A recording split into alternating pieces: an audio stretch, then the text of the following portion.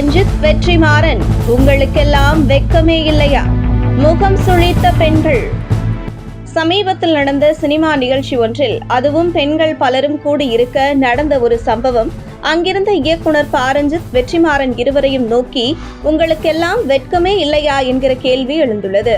இயக்குனர் ரஞ்சித்தின் நீலம் புரொடக்ஷன்ஸ் தயாரிப்பில் அறிமுக இயக்குனர் தினகரன் சிவலிங்கம் இயக்கியிருக்கும் படம் பாட்டில் ராதா.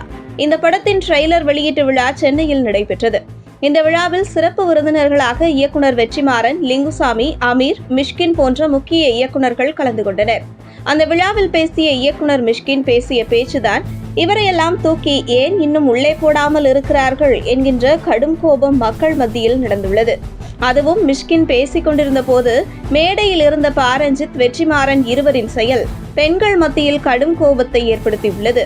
இயக்குனர் மிஷ்கின் பேசுகையில், இன்ஸ்டாகிராமில் பெண்கள் அனைவரும் நடனம் ஆடுகிறார்கள், செக்ஸியாக உதட்டை கடுக்கிறார்கள், எனக்கு புரியவில்லை, இதைவிடையா அடிமைத்தனம் உலகில் இருக்க முடியும் என பேசிய மிஷ்கின் மேலும், அழகான பெண் என் மகளை போன்றவள், அழகு லட்சணமாக இருப்பவர், அவர் ஒரு கேவலமான வன்மமான பாட்டுக்கு அந்த பாட்டை வைத்துக்கொண்டு ஆ உ ஈ என உதட்டை கடித்து நடனம் ஆடுறார், இதைவிட அடிமைத்தனம் என்ன உள்ளது என பேசிய மிஷ்கின் இடையிலே காது கொடுத்து கேட்க முடியாத கெட்ட வார்த்தைகளையும் அள்ளி தெளித்து விட்டார்.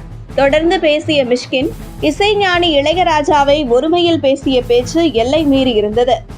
மிஷ்கின் இளையராஜா குறித்து பேசுகையில், நான் ஒரு குடிகாரன் என்றும் என்னை குடிகாரனாக மாற்றியது இளையராஜாதான் எனவும், குடிக்க ஆரம்பித்தால் சினிமா பற்றி பேசுவோம், முக்கியமாக இளையராஜாதான் பலரை குடிகாரனாக மாற்றியது, அவர்தான் குடிக்கு ஆரம்ப பள்ளி, இதை போதைகளை விட இளையராஜாதான் மிகப்பெரிய போதை என இளையராஜாவையும் ஒருமையில் அவன் இவன் என மிஷ்கின் பேசியுள்ளது கடும் சர்ச்சையாக வெடித்துள்ளது. அது மட்டுமல்லாமல் மேடை நாகரிகம் இல்லாமல் மிஷ்கின் கேவலமான கெட்ட வார்த்தைகளை அடிக்கடி பயன்படுத்தினார்.